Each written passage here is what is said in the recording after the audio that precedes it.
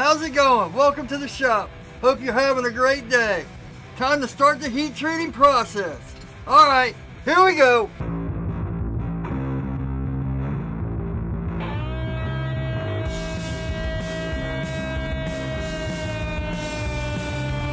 Welcome back. The oven's heating up to 1500.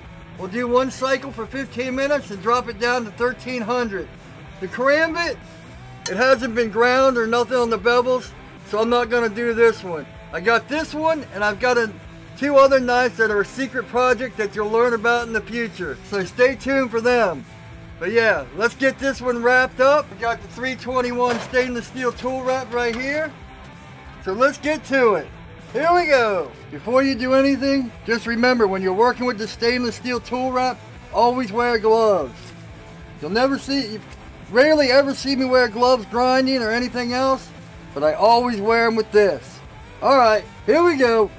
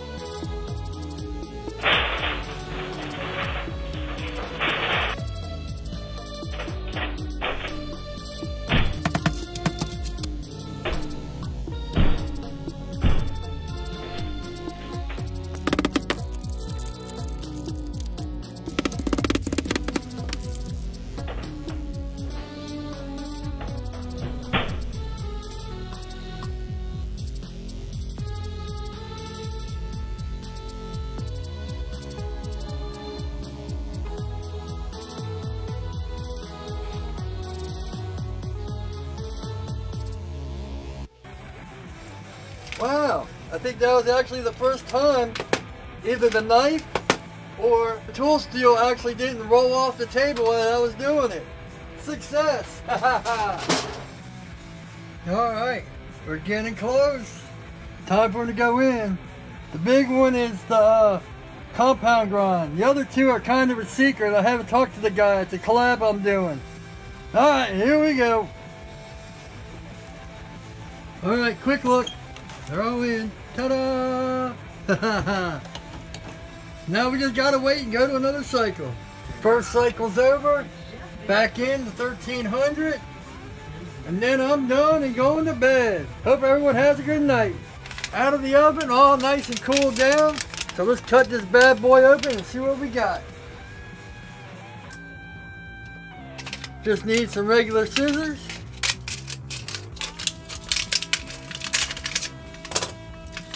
You have to be careful, these edges are probably more jagged now than they were. Let's cut down right down the strip.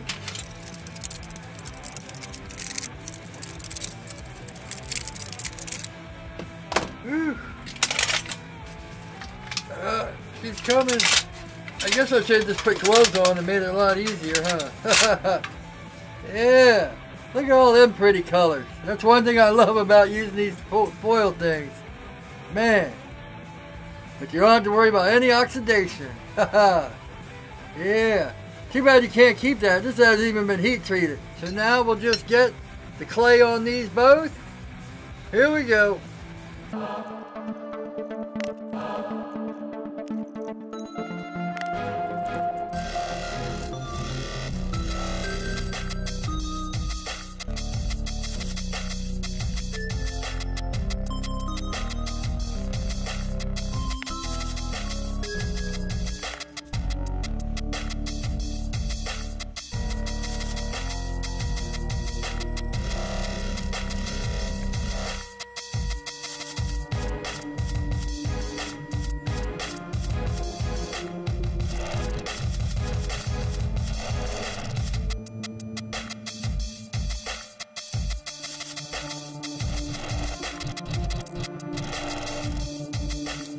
So I'm trying a new process where I take the cement, the refractory cement, and I mix it down with a little water to thin it out, and then I use my hot air gun to dry it out. But I forgot I didn't have any popsicle sticks. I had to use a piece of metal in my fingers. and put it all over the bench. But it's working out pretty good.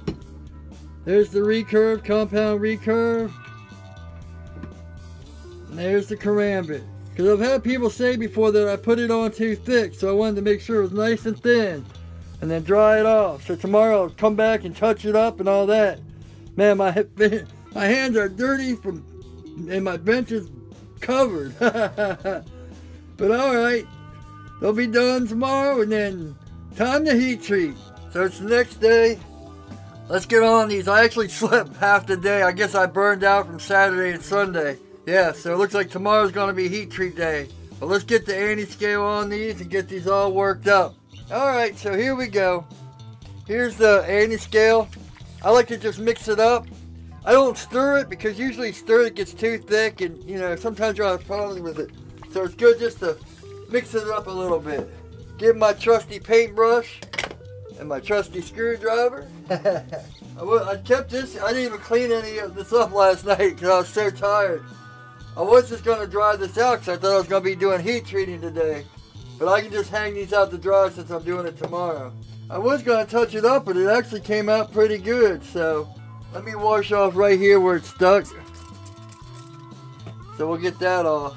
I don't need the edge. I don't need any problems with the edge. I might even, here, I'm going to, just to make sure, I'm going to scuff it up with the 80. Well, actually, the only part I need to scuff up is the blade.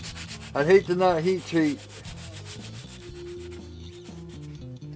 I must say, I'm a little worried how smooth this steel is. Just, let me get some regular sandpaper. Here's some 80 grit.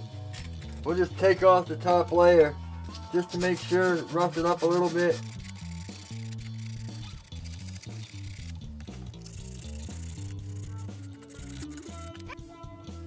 Yeah, see, now it's going on. Before it was just like beading off, like that. See how it beads off? So, let me scrape that up a little bit more. Yeah, see right there how it's doing that? I don't know, it might have also been the alcohol I was cleaning it off with, but yeah. We want to make sure it's really thin and it's all, you know, touched up. Like I said, I'm not really worried about the handle, but might as well get all the scale off we can.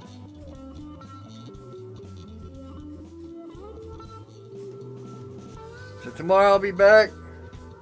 I'm going to let these hang out to dry overnight, and we'll be back tomorrow and it'll be heat treating time. Yeehaw!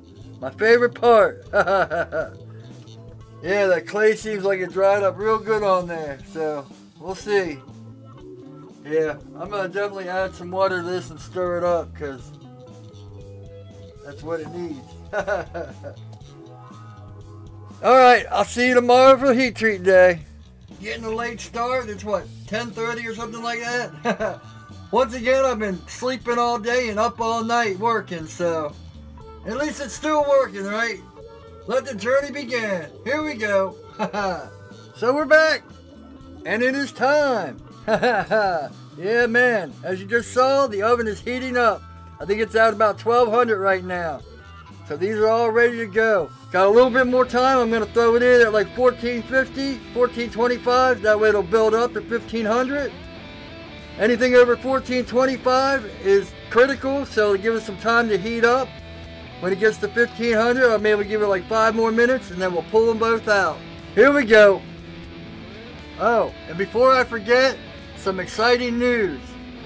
Sam from Firekeeper Forge, the one who forged out this integral, contacted me, and he's going to the West Coast Blade Show. He asked if he could just sell that knife and he would hold on to the other one. And then he said, you know, take this knife and do what you want with it. He also said he was going to try to fix a logo to put on it because we didn't have much time to send it to him. I guess he just figured it out. I came up with a great idea for this. I've been talking about when I get to 1,000 subs, I'm going to do a giveaway. Now, if you guys start commenting and sharing and get me boosted up to 1,000, one of you guys will get this.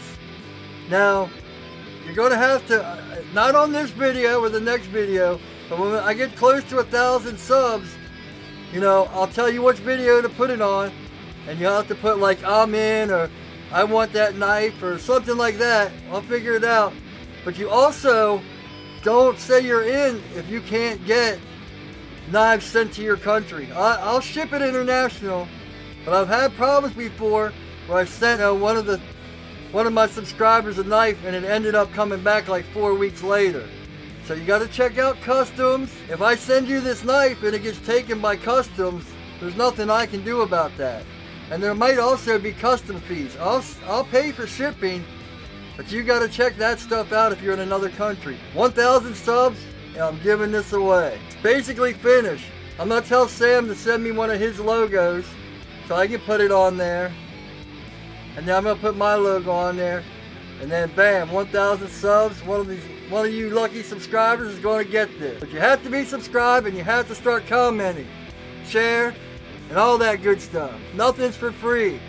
But I want to show how much I appreciate all you guys' support. This knife could be for one of you guys. We'll just figure out the details from now to then. Back to heat treating. Let's do this quick. Let's see, we're going to pull this one out.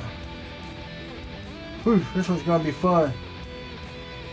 Pull it out. I was thinking, but I don't know if dipping it upside down would be good or not. Let me see how we can get this set in there.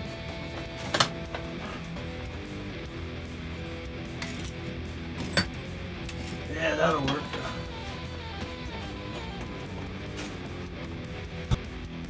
Alright, let's test this oil to see where we're at. About 80 degrees. Every time I turn it on, it starts smoking up the ends. I had to put a fan on the back so the whole house doesn't fill up with smoking. I had to take the alarms off because I got 2 alarms down here just in case. I had to take them off the ceiling or they start going through the whole house because they're all remote control. Boom, we hit 1,500. Nice. Check this out. I got my action camera set up on my app, so I got the perfect shot. Got this camera set up, and then this camera I'm using now is going to go right here. So I have the 3 camera shot. Let me get the gloves on and we'll get this in. Here we go. Alright. Fast as possible.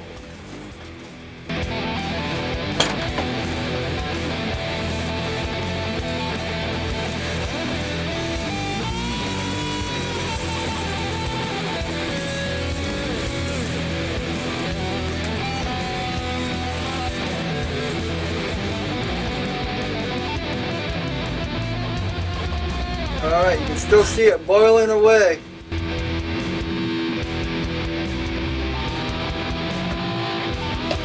Just give it a little bit more time.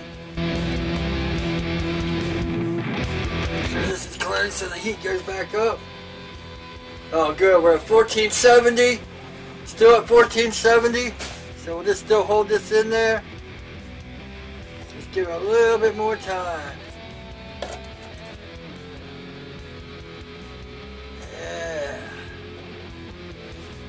Nice, nice, nice. Whew. Uh-oh. Some of that clay came off. Oh, yeah. I don't think this one's going to work. The clay came off. We'll see. Let's get this one in there.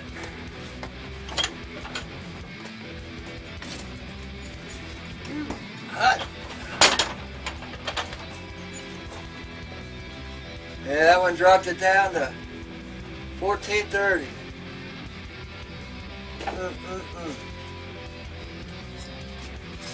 Yeah, I don't know if that's going to work. Clay did come right off there. Came right off that side without even trying. Ooh, it's definitely hard though.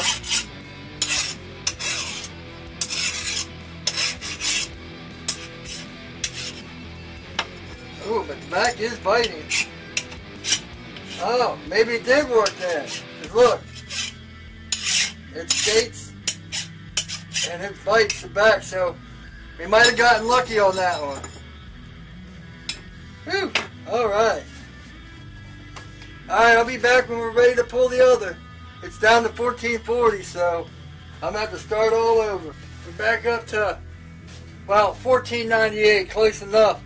I had to check. I ran upstairs to get a drink and stuff, and I came back down and it was climbing down to 1300. I left it on the tempering cycle. So it was climbing from 1500 down to 1300 in like 10 minutes. Glad I caught that one. But it's quickly back up. Alright, we're at 1500. And this is at 120, 130, 129. I don't know if you can see that. 129, 126. So, 127. Good to go. As long as it's under 150 and over 120, we're right in the dead zone. Since it climbed down to 1460, it was still over critical, and then climbed back up. It's been in there plenty of time, so we should be good to go. Alright, here we go. Oop.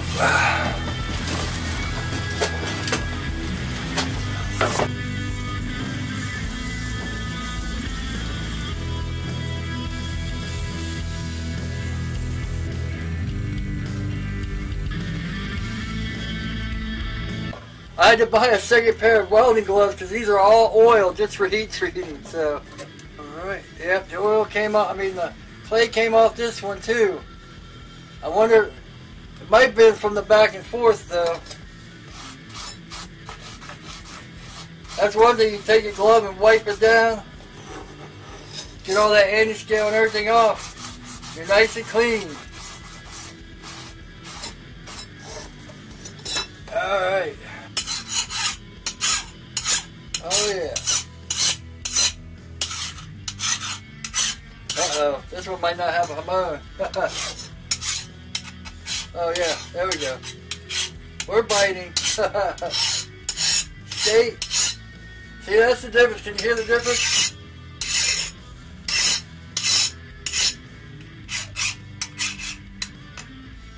See how it bites? See how it skates? Let me go put these on the tester. I'll get that filmed too, and we'll see where we're at. I'll probably go wash them off with soap and water just to get this grime off. This one you can see actually the hamon. I don't know if we did one on here. It'll be interesting to see.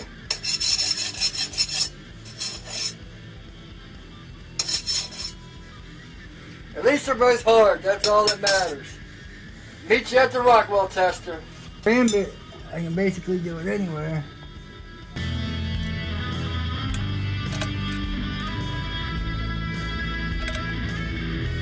Boom. The Karambit's at a 64 before tempering. Nice. Haha. Yeah, man. Alright, let's get that other one up on there and see how it looks.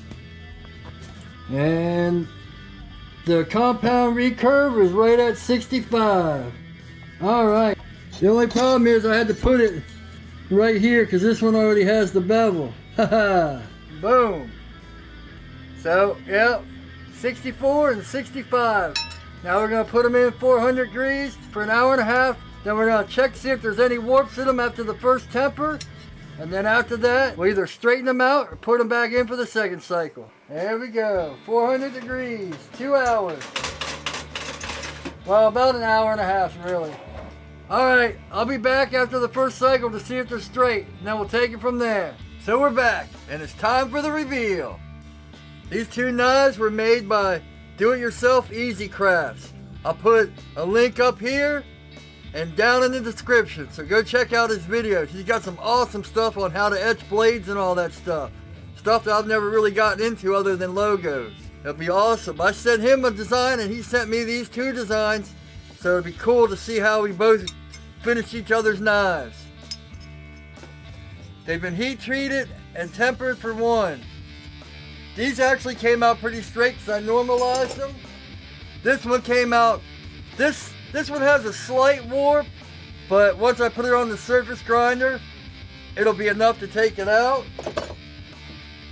And of course I was wrong. The one I did not normalize, even though I didn't grind the bevel, has a huge warp in it. I figured since I didn't grind anything, but I guess since I just drilled all these, the warp is right here. And here's how I get out a warp for the second temper. I take a piece of steel that's straight. I put a few washers under each side, and then I clamp down right where the bow is. Just a little bit past, actually I got that too much. It'll warp the other side. Just a little bit past straight. That way, once you take the clamp off, it'll release. Now the thing is, I've done this a bunch of times where I've tightened it too tight and all of a sudden the warp's on the other side. If that happens after temper, lower your temp like 30-40 degrees below temper and just keep going till it's straight. And as long as you're surface grinding and all that, it doesn't have to be perfectly straight, because a little warp you can get out.